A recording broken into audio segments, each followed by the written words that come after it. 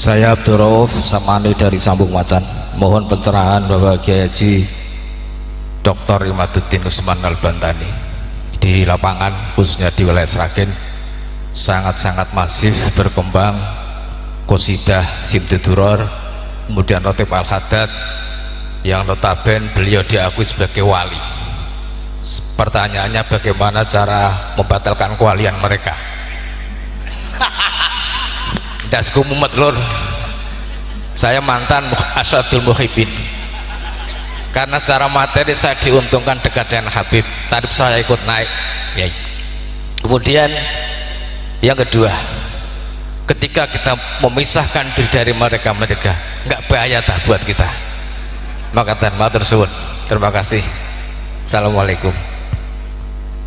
Nggih, matur suwun. Wonten setengah malih mengki dipun jawab kalian panjenengan iman. Assalamualaikum warahmatullahi wabarakatuh. Waalaikumsalam warahmatullahi wabarakatuh. Perkenalkan, nama saya Bapak Ihsan.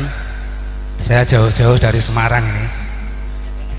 Lainnya dari Sragen. Saya juga kebetulan pengurus ranting Nahdlatul Ulama. Tapi meskipun ranting iso tekan PC, iso tekan MBC, tekan Tinti. Saya sudah mengikuti apa yang disampaikan oleh Pak Kiai Haji Imaduddin Al-Bantani di YouTube-nya. Saya sudah mengikuti banyak dan saya itu zias semuanya itu, Pak. Saya setuju nih. Nah, kemudian ada persoalan baru, bagaimana cara menyadarkan warga NU dari berbagai ketimpangan. Kalau biasanya nak ngomong karo ngadeg loh nih. Kalau tak ngadeg ya, kalau nak karo lungguh rapati penak. Sisan kersane kenal, kalau saking Semarang nih. Nah ini, lah bagaimana kita menyadarkan NU dari berbagai ketimpangan? Yang pertama, saya ambil organisasi Islam yang besar, NU Muhammadiyah Robitoh. Kalau tanglet jenengan, NU ngundang Robitoh atau Habib niku pun ping pinten? Ping 30.000 loh. Saniki tak tanglet. Jenengan nate mireng Robitoh Alawiyah secara organisasi ngundang Kiai NU nate napa mboten? Lah ikan ora belen ngene iki jenenge. Ayo do sadar. Nah ini harus ada cara. Ini enggak belen. Nah, terus yang kedua, bari yang masih mukibin, muga-muga ndang sadar. Karena saya juga termasuk menyadarkan di Semarang sulit. Jenengan nak jeli, para Habib itu nggak punya santri. Mereka rata-rata itu menerima santri yang sudah jadi, yang siap manggung. Nggih napa mboten? Tapi mengapa ketika mereka sudah kenal Habib, cintanya pada Habib kadang melebihi cintanya pada Kiai NU? Ini kan tidak fair ini. Lurus sama mboten? Oh, mereka itu tinggal nompo jadi garek manggung kok. Lah yang didik dari Abatasa, Muktada, Khobar, Amsilato, Tasrifiyah dan lain-lain ku sapa sing didik? Habib atau Kiai NU? Lah kok ora sadar-sadar. Nah terus untuk banser, kalau untuk apa ini sing laskar wis ra usah. Untuk banser iki kudu sadar. Di pengajian-pengajian yang diikuti oleh yang diisi oleh Habib, ngopo banser tekone kok 100, kadang lebih. Tapi kalau yang ngisi dari Kiai Prubimi sing teko kok loro, telu. Jenengan kalau sudah ikut di Klacar, saya udah ikut masanya. Saya tuh di Klacar ya ikut, di Klasus ya ikut, PDPKP NU ya ikut. NU itu baiatnya pada Kiai NU, bukan pada Habib. Piye banser anggerono pengajian sing isi Habib teko kabeh dikira nang mlebu surga napa piye to? Jenengan kalau ngaji kitabnya Mbah Hasyim Asy'ari Irsadu Sari di halaman pertama ketok banget. Mbah Hasyim Asy'ari itu adalah turunan Rasulullah melalui Sunan Giri, melalui Joko Tingkir, melalui Sunan Giri. Jadi mengabdi ke NU dengan mengabdi ke Mbah Kiai Haji Hasyim Asy'ari itu sudah sama dengan mengabdi pada Habib. Lebih dari itu, percaya mboten? Paling urung melu PDPKP. Mane NU ne rapati mantep. Tuku batik we kadang eman-eman. Sesuk bar iki tuku kabeh. Nah, Pak Kiai Haji Imad, kula niku kalau ini ada sesuatu yang harus kita bedakan, mana hormat, mana nasab. Saya sering dibully oleh konco-konco itu. Nasab kalau memang putus, katakan putus. Tapi masalah hormat, wong Jawa rasa diajari, kucing mati ini loh, dikafani, sampai hormati, baru dikubur. Ini kalau masalah hormat. Loh tenan, kucing mati, itu mesti dikafani baru dikubur. Sampai hormati. Kok malah karo kiai loh, hormati siapa? Saya meskipun baru pertama kali bertemu dengan Kiai Imad, bagi saya beliau itu guru saya. Pak Ihsan ini testimoni, jadi kaki penyemangat kita sedoyo. Yusuf Imad menikah saking pertanyaan saking Ngawi, bahasanya Jawa menikah penyambung Islam Wali Songo. Siapakah yang menemukan Wali Songo, dan ada ritme yang Wali Songo, Wali 10 dan yang lain-lain ini mungkin masih melalui proses pengkajian yang mendalam. Sebab Wali Songo niku namung identitas wali yang berjumlah 9, bukan pada masa angkatan keberapa. Terus malih niki wau ya yang kaping kalih babakan mempercayai amaliyah Pak Alawi. Sikap kita terhadap pola pikir utawi yang dipropagandaaken terhadap kita sedaya tentang bahwasane amaliyah punika wau langkung sae katimbang amali tripun. Ingkang saking sambung macan Pak Abdul Rauf menika bagaimana cara membatalkan kewalian daripada Pak Alawi yang sudah mengaku dadi wali. Terus ingkang kaping kalih, enggak menakutkankah kita lepas dari mereka yang mengaku duriah tadi? Mungkin dua menika yang perlu kita paparaken saking panjenengan Kyai Imad. Sumangga kawula sumanggaken. Luar biasa ini. Sragen Semarang Ngawi. Ini dari Ngawi ini langsung yang datang ini ketua PCNU Ngawi ya, Yai. Suriah PCNU Ngawi, suriahnya langsung. Masya Allah.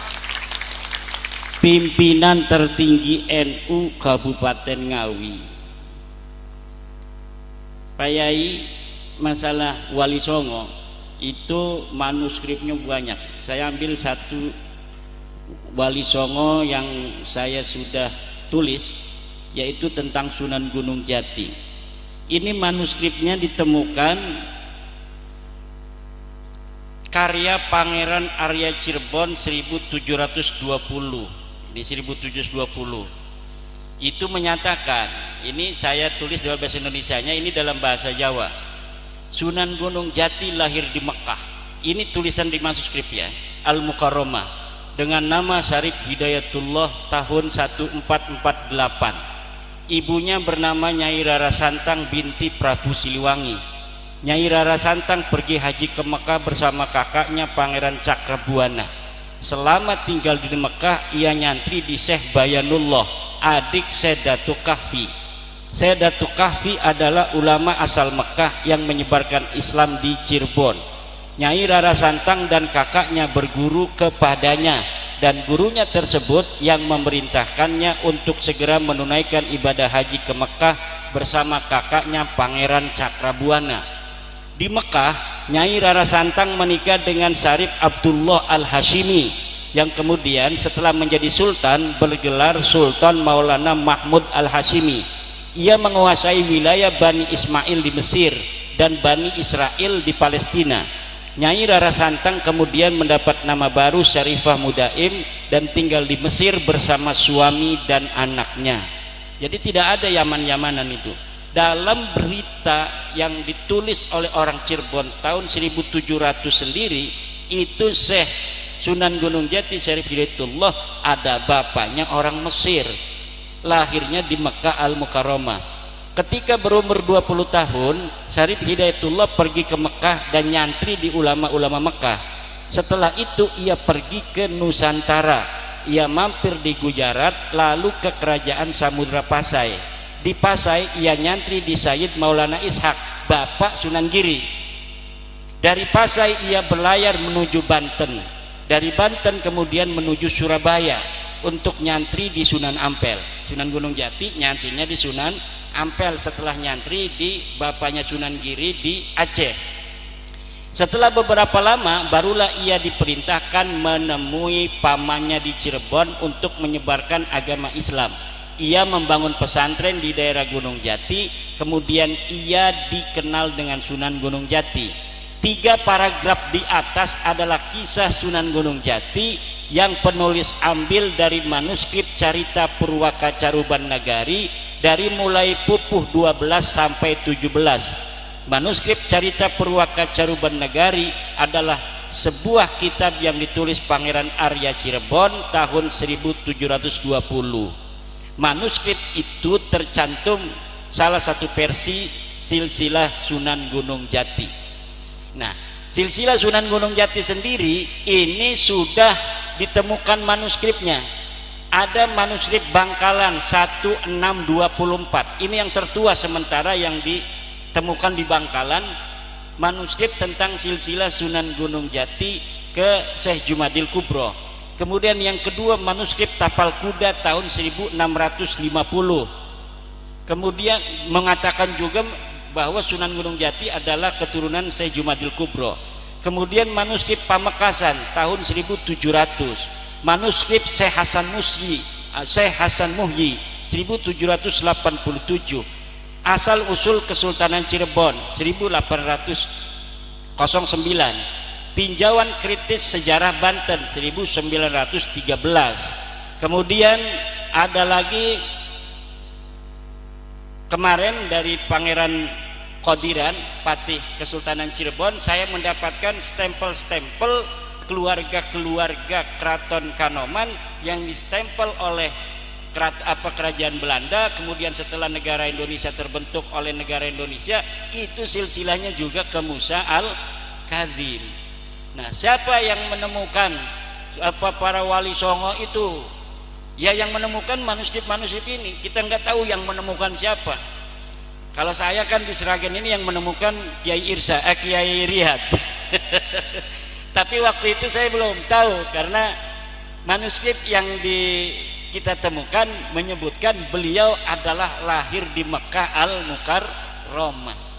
Jadi orang-orang kita di sini dulu, contohnya di sini Pangeran Cakrabuana asli orang Cirebon, itu sudah pergi haji pada abad ke-15. Tahun 2024 kita pengurus MNC banyak yang belum pergi haji, banyak ngerokok melulu. Lah orang-orang kita itu sudah pergi haji pada abad 15 dengan kendaraan pesawat yang tidak seperti sekarang. Dulu masih adanya kapal air. Kapal air pun itu tidak bisa langsung dari Jawa langsung ke Mekah, tapi itu ganti-ganti kapal. Tidak satu kapal langsung ke Mekah, enggak. Dari Banten ke Aceh itu kita ngeteng, dari Aceh ganti kapal lagi ke Maladewa, dari Maladewa ganti kapal lagi angkutan Maladewa Gujarat, dari Gujarat mampir lagi nanti di Yulamlam di Jeddah, dari Jeddah jalan naik onta. Di situ kita pernah baca sebuah sejarah perjalanan haji. Orang-orang Jawa pada zaman dulu itu kalau bayar onta lebih dari yang seharusnya, karena dulu itu setiap orang bayar onta itu ada bayar untuk tukang onta dan ada bayar langsung untuk raja. Jadi pajaknya langsung, misalnya ini Rp1.000 untuk tukang onta, Rp2.000 untuk raja. Itu jadi pajaknya itu dipungut per orang untuk raja itu dulu. Kan raja keren, nggak usah atas nama raja, udah pokoknya bayar haji sekian, itu pajaknya yang ngaturkan pemerintah, tidak langsung atas nama raja. Kalau dulu yang ngatur diaturnya, ini buat tukang delman, ini buat raja, ini buat onta, ini buat raja. Jadi bayarnya 2 kali lipat, satu buat kendaraannya, satu buat rajanya. Itu ada kitabnya itu. Orang Jawa kalau dia itu pergi haji bayarnya lebih dari yang seharusnya. Kenapa? Kaya raya kita itu. Orang yang pergi haji itu kaya raya. Nulis kitab, satu kitab aja kalau mau mondok. Dulu orang mondok itu nggak bisa orang miskin, Kenapa? Mahal kitabnya. Kitabnya nggak ada di percetakan. Kitabnya itu harus nulis dulu. Misalnya ada kiai tukang nulis saja kerjanya, itu kita bayar. Anak saya mau mondok kepada Kiai Joko Tingkir, kitabnya kitab Fathul Muin. Berapa Pak Kiai? 50 juta. Itu bayar 50 juta, nanti dibikinin sama kiai kampung tuh, kemudian baru kitabnya jadi, mondok ke Joko Tingkir. Dulu raja-raja, anak raja-raja di Jawa Barat, di Banten itu mondoknya pada Joko Tingkir, orang Solo Raya. Jadi ilmu Banten tuh ilmu Solo Raya. Ada seorang raja di Sumedang Larang, Prabu Gesanulun, seorang Sayyid Ja'far namanya aslinya, itu mondoknya di Joko Tingkir, ketemu dengan anak daripada Raja Demak, mondok juga perempuan, cinlok, cinta lokasi, tapi kasih tak sampai karena ini harus jadi raja di Sumedang, akhirnya dikawinin dengan orang Sumedang. Nah ini dikawinin dengan Raja Cirebon, Giri Layat tadi tuh, yang juga punya istri anak Raja Mataram. Kemudian pas jadi Raja Sumedang kan soan tuh ke Cirebon, ketemu sama itu tuh, sama mantan dia waktu pesantren itu sampai sekarang ada novelnya itu, ada novel kisah cinta Nyai Harisbaya judulnya itu. Lah itu kemudian cinta bersemi kembali ketika ada raja datang ke Cirebon.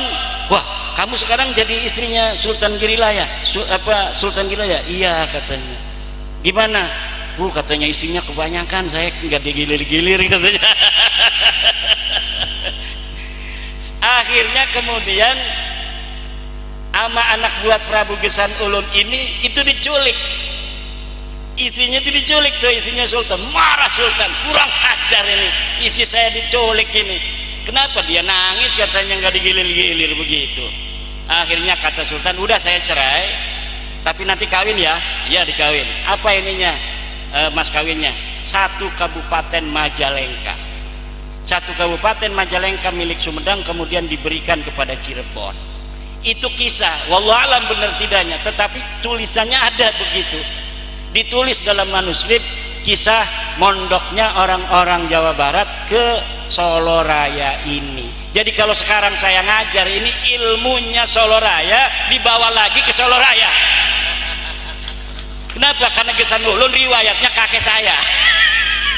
Makanya itu saya baca novelnya, kurang ajar dibikin novel segala, malu-maluin. Itu orang sampai kisah para wali dibikin novel kisah cintanya itu, karena kan itu dramatis sekali kan, orang mondok bareng, kemudian cinta lokasi, kemudian ini dikawinin karena anak raja harus kawinin anak raja lagi, ini dikawinin dengan raja lagi, akhirnya ketemu sudah sama-sama punya pasangan, akhirnya cinta bersemi kembali. Itu akhirnya ada novelnya itu. Kata saya, ini jangan dibaca, haram ini hukumnya. Kenapa? Ya kita nggak enak ceritanya leluhur sendiri dibaca sendiri. Ya itu Kiai Ngawi ya. Ini jadi kita kalau siapa yang menemukan Wali Songo, ya kita menemukannya dari manuskrip-manuskrip. Bahkan Sunan Giri itu manuskripnya itu masih tahun 1500. Tentang Sunan Giri itu manuskripnya masih tahun 1500. Jadi manuskrip itu Pak, semakin tua itu semakin bisa dipercaya. Apalagi kalau manuskrip itu ditulis oleh orangnya. Dan ini kita lagi cari, belum menemukan Sunan Gunung Jati menulis kitab, kemudian kitabnya ada silsilah misalnya, ada sejarahnya, kemudian sampai sekarang ini belum ditemukan. Yang kita temukan baru 1624, itu pun bukan dari Cirebon tapi dari Bangkalan. Jadi mungkin dari Bangkalan ini orangnya rajin menulis bahwa saya ketemu Sunan Gunung Jati, dia adalah keturunan Syekh Jumadil Kubro, orang dilahirkan di Mekah, kemudian dia itu bapaknya orang Mesir, kemudian disimpannya rapi. Ini orang Madura, itu orang yang rajin nyimpen manuskrip. Alhamdulillah banyak dari Madura yang sekarang dibongkar. Nasab-nasab, manuskrip tentang nasab maksudnya itu banyak ditemukan di Pamekasan, di Bangkalan, baik mengenai Sunan Giri, Sunan Ampel maupun Sunan Gunung Jati yang begitu jauh, itu ditemukannya sampai di Bangkalan, sampai di Tapal Kuda. Alhamdulillah. Esake itu apa ya? Ya masih ada orang yang menyimpan itu. Kalau tidak ada pembanding.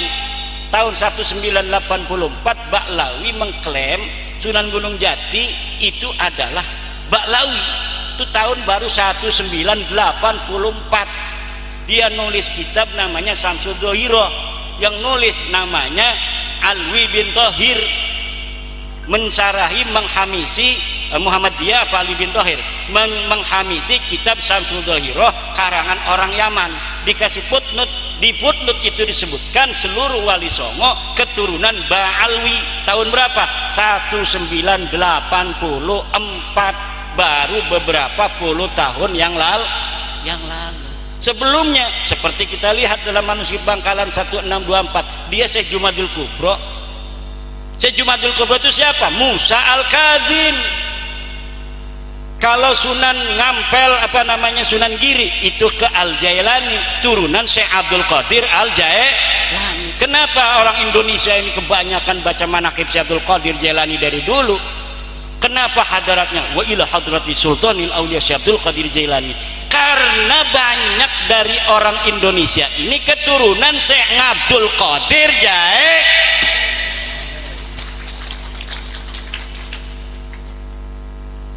Baik yang diketahui silsilahnya maupun tidak. Mendingan nggak tahu Pak. Kalau tahu nanti diminta tes DNA. Mau tes DNA? Udah, kita lebih baik dapat barokahnya daripada leluhur kita, tapi kita nggak tahu silsilahnya. Itu lebih tawaduk ke hati kita. Kadang-kadang kayak saya kan tadi keceplosan juga. Itu leluhur saya, itu keceplosan. Ngaku-ngaku begitu kan? Coba kalau nanti tes DNA sama enggak? Yang enggak ketahuan kan, karena saya dari garis ibu. Nah, bapak-bapak dan ibu-ibu, sejarah leluhur-leluhur kita dengan nasab-nasabnya yang mulia, itu anaknya saja tanpa ada embel-embel. Mbah Mun dari Sarang itu ngomong dalam sebuah YouTube, Sayyid Ja'far Sunan Kudus, anaknya aja udah nggak pakai Sayyid. Pantesan sekarang di Kudus banyak santri, banyak pesantren katanya itu.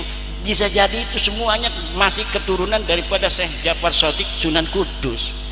Bisa jadi yang dagang tasbih juga itu adalah turunan Sunan Kudus.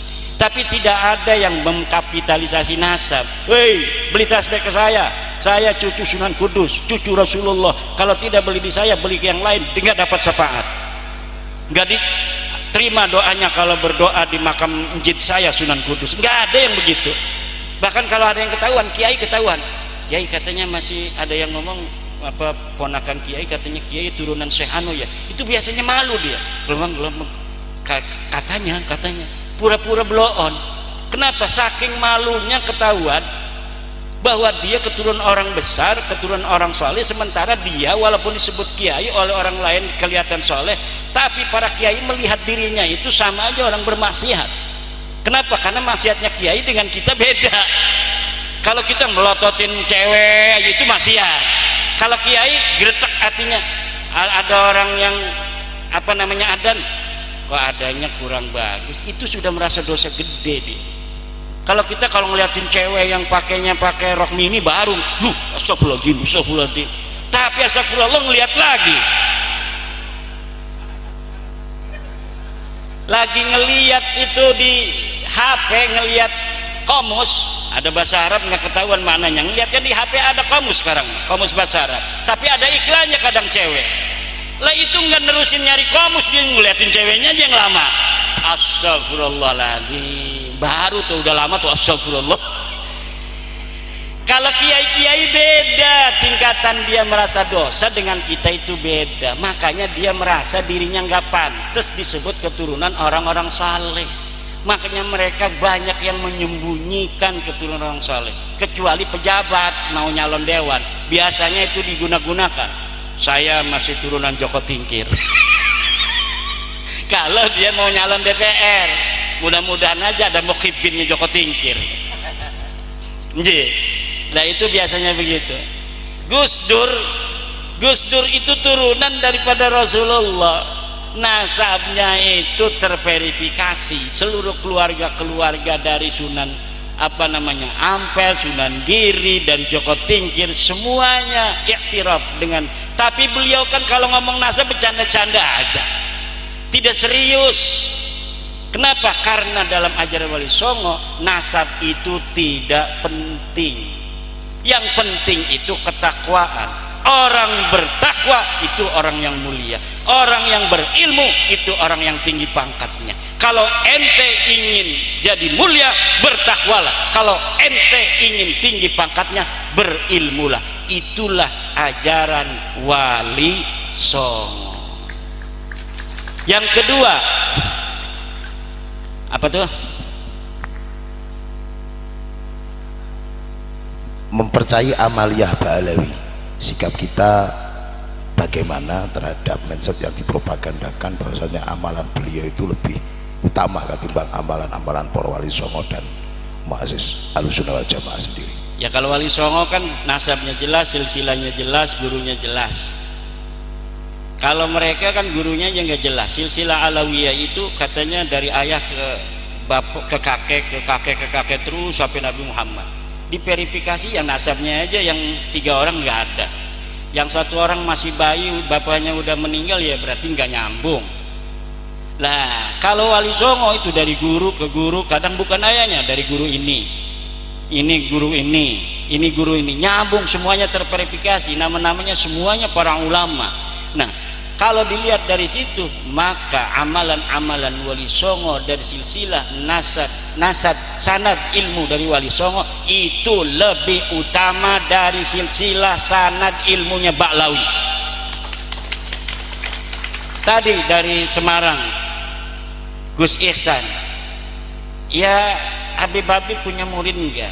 Muridnya siapa yang jadi kiai atau yang jadi ulama? Semuanya yang diaku itu kebanyakan murid dari kiai yang udah jadi kemudian diaku muridnya. Itu kata Gus Ihsan tadi. Ya bisa jadi begitu. Kita kan jarang lihat di YouTube mereka itu baca kitab Fathul Mu'in, baca kitab Ihya, baca kitab Sahih Bukhari, yang gundul.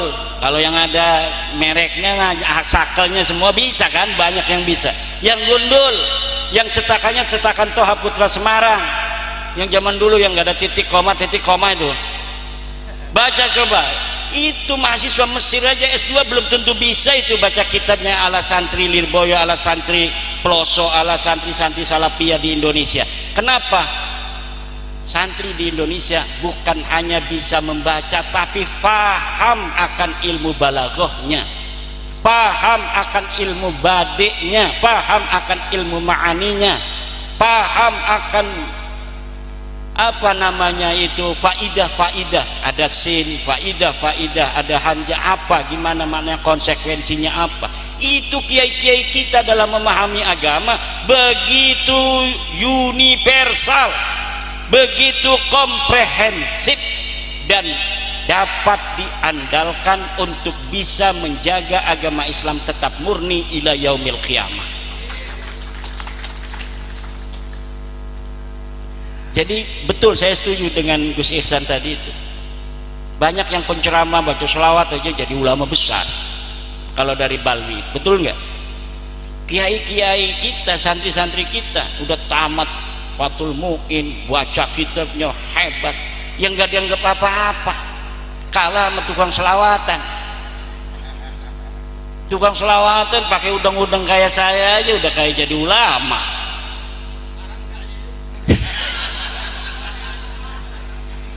Baca Fathul Qorib kagak bisa, ada yang baca kitab dari kiri dulu, kan aneh itu. Baca Quran, coba baca Quran aja lah, baca Quran.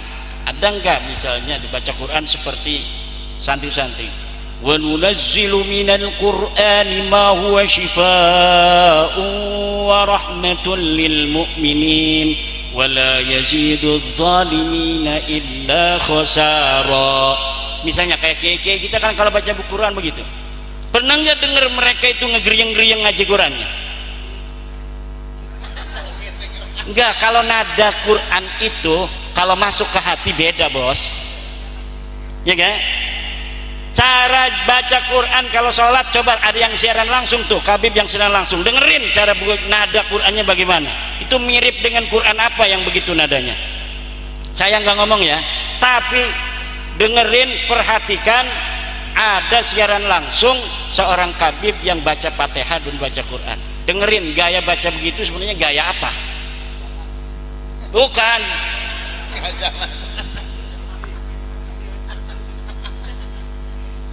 Ada kan? Coba siaran langsung baca Fatihah jadi imam misalnya. Baca Qurannya gaya apa begitu? Kalau gaya Arab bukan begitu, bos. Gaya Arab, orang Mesir, orang Persia, segala macam enak-enak kalau baca Quran. Saya aja yang gak enak itu kalau dipaksa-paksain agak enak. Ya enggak? Lah, ini adalah kita harus ngomongin orang nih. Ini bukan ngomongin karena benci, karena mereka sudah kita anggap keterlaluan. Kepalanya kiai lebih rendah daripada kakinya Habib. Mereka ngomongnya di YouTube, bos. Kenapa saya berani ngomong di YouTube sekarang? Karena mereka ngomong menghina kitanya di YouTube. Dan saya sadar sekarang ini saya lagi di YouTube. Maka saya berani. Kenapa? Mau ngebalikin aja kalau mereka protes, kita protes lagi. Mereka ngomong Kiai Tae itu di YouTube, bos. Kiai Tae itu kalau yang berani ngawinin Habibah. Emangnya siapa yang mau ngawinin Habibah? Enggak ada. Sekarang kita, anak cucu kita yang perempuan yang cantik-cantik jangan mau dikawinin oleh Balawi. Jangan mau. Kasihan nanti keturunan kita. Enggak, ya enggak. Kalau udah yang tobat enggak apa yang tobat. Yang tobat ya enggak apa-apa, yang buat Mas Nawasulasa. Dan kalau mereka menghentikan penghinaan kepada warga Nusantara, ya kita menghentikan juga. Yang penting satu, nasab ente sudah putus. Jangan ngaku-ngaku turunan Nabi lagi. Kita sudah yakin, seyakin-yakinnya berdasarkan tes DNA dan sedon-donnya berdasarkan studi manuskrip, studi pustaka, baik pustaka kitab nasab maupun pustaka kitab sejarah, bahwa ente nasabnya putus. Kalau misalnya ada orang kita yang masih percaya sama nasab ente, ya silakan saja masing-masing. Tetapi kalau kita sudah kagak percaya, dan jangan sampai ada kata-kata yang tidak percaya dengan nasab kita nih, para Ba'lawi tidak akan dapat syafaat Nabi. Nabi yang mana? Nabi itu kakeknya siapa? Kakek aneh apa kakek ente? Kan mereka ngomong begitu tuh dulu ngomong begitu, kakek aneh apa kakek ente? Yang diomongin itu di sidang saudara saya itu kiai dari Jawa Barat, turunan Nabi dari Sunan Gunung Jati. Dia ngomong begitu, makanya saya selalu ngomong itu, karena yang jadi saksi itu saudara saya. Ngomong dia suruh adzan segala macam, kiainya diam-diam aja, nggak tahu sejarah dia. Ya katanya. Makanya saya yang ngomong mewakili bahwa ente sekarang kakek aneh apa kakek ente itu Nabi Muhammad sallallahu alaihi wasallam. Ya ini malah lagi balas-balas. Karena ini dari Allah tuh, balasannya semuanya terlihat. Dulu mereka ngomong begini, ada saudara saya di Cirebon mau kawin sama Kabibah itu sama Rabi Talawiyah. Mana katanya manuskripnya yang menyebutkan bahwa benar ini keturunan Nabi dari Sunan Gunung Jati. Coba Sunan Gunung Jati punya anak Paseran ini, mana manuskripnya? 3 harus manuskrip sejaman, digituin. Paseran punya anak ini, mana manuskrip sejamannya? Ini punya anak ini, sampai itu dianya ini ditanyain manuskripnya di Rabi Talawiyah. Sekarang saya minta jangan 3-1 aja manuskrip sejaman yang mengatakan Ahmad bin Isa punya anak Ubed, tidak bisa jawab. Dibalas oleh Allah Subhanahu wa taala. Dia mengatakan Wali Songo itu sudah 500 tahun yang lalu. Sekarang kalau ada orang yang ngaku keturunan Nabi dari Wali Songo, itu palsu. Kenapa? Karena sudah 500 tahun putus. Ternyata kita teliti 500 tahun juga dia, bahkan lebih 50 tahun, 550 tahun. Jadi apa yang mereka katakan selalu dibales dan dibalikan oleh Allah Subhanahu wa ta'ala.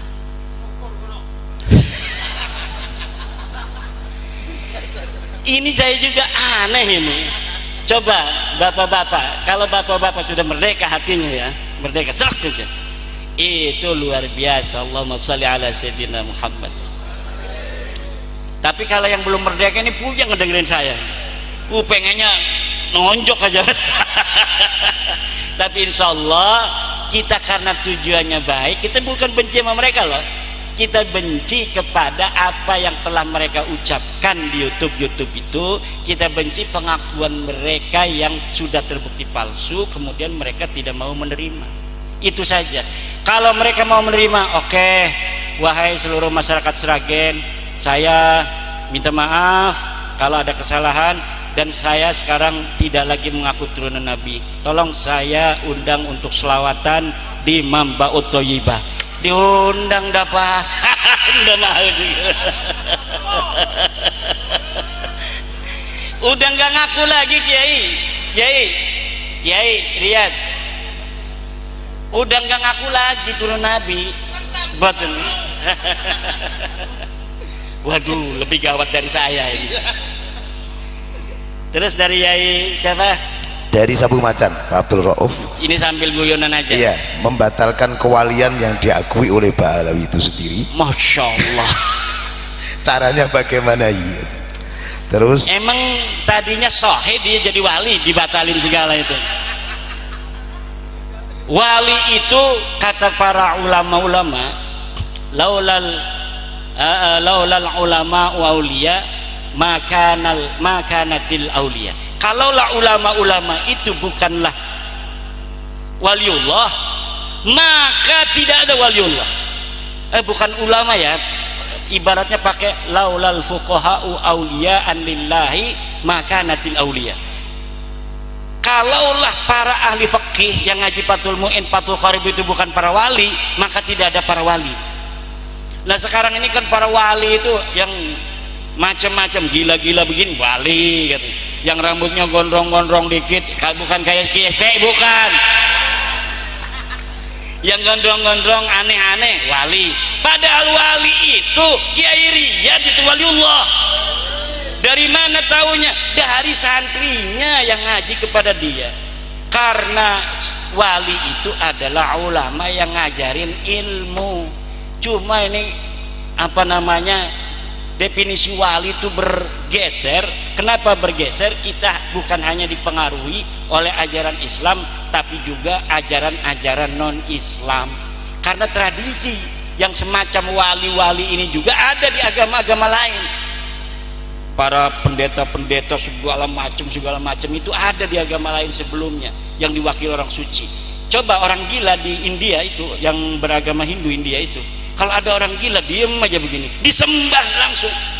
Saya pernah lihat di YouTube ada orang gila di pasar itu, dia diem aja nggak bergerak-gerak begini. Itu setiap orang yang lewat sujud dulu, ada lewat sujud lagi. Kenapa? Di agama lain pun ada tradisi yang seperti Indonesia, orang-orang suci yang disebut di Indonesia atau dalam agama Islam para wali. Sebenarnya definisi kewalian di Indonesia itu apa di dalam Islam itu sudah jelas di Al-Quran. La ala inna awliya Allah la khaufun alaihim walahum. Ciri utamanya adalah tidak ada takut terhadap apa yang akan terjadi dan tidak ada sedih terhadap apa yang sudah terjadi. Kalau bapak-bapak di dalam hatinya ada misalnya habis ditipu orang 2 juta suruh beli kiswah Ka'bah sudah terjadi, nggak pernah disedih-sedihin, ya udah aja itu sudah terjadi. Itu salah satu ciri wali. Kalau misalnya menghadapi sesuatu masalah di depan tidak pernah ada rasa takut, itu ciri-ciri wali. Kalau ada dua-duanya, i'lam annaka waliyun min auliyahi subhanahu wa ta'ala. Kalau kita tidak ada rasa sedih terhadap apa yang sudah terjadi, tidak ada rasa takut terhadap apa yang akan terjadi, maka ketahuilah bahwa Bapak sudah mempunyai ciri utama dari seorang wali, yaitu la khaufun alaihim walahum yahzanun. Karena yang namanya hazan, adamul husni wa adamul khauf, itu fi'lul qalbi, itu tidak ada yang tahu. Yang tahu hanya kita dan Allah subhanahu. Kalau orang cuma nebak-nebak, orang yang bergaya atau di branding wali akhirnya jadi wali. Kiai Riyad kita bikin aja YouTube 5 bahwa karomahnya dia bisa terbang dari pohon ke pohon gitu. Pernah ada yang bercerita Mangkulan bin Fulan bahwa Kiai Riyad ini lama-lama Kiai Riyad ini banyak tamu kesini bukan mau naruh santri, mau minta air kesini. Bikin aja branding begitu. Sekarang wali-wali di YouTube itu banyaknya branding. Orang kita bisanya kayak Gus Samsudin doang tuh bikin brandingnya begitu, bikin setting-settingannya gampang ketahuan. Orang-orang lain bisa bikin setting menjual-jual keluarganya, kita ini nggak bisa. Orang sekelas yang sudah ngaji tamat Fathul Mu'in aja nggak bisa kita jual. Kadang-kadang mau muncul aja kita nggak ikut-ikut menyebarkan. Mereka itu orang yang mempunyai persatuan keluarga. Sedikit aja ada potensi dikembangin, di branding. Makanya bagaimana cara membatalkan kewalian mereka? Nggak usah dibatalin, wong tadinya juga nggak sahih kok. Udah batal sendiri, orang nggak pernah sahih kok, gimana cara ngebatalinnya? Pokoknya sekarang kalau kita pengen dapat barokah, lihat orang yang ngaji Fathul Qorib di musola-musola kita yang ngaji tuh, yang ngajinya cuma 5, yang 2 ngantuk, yang 1 permisi.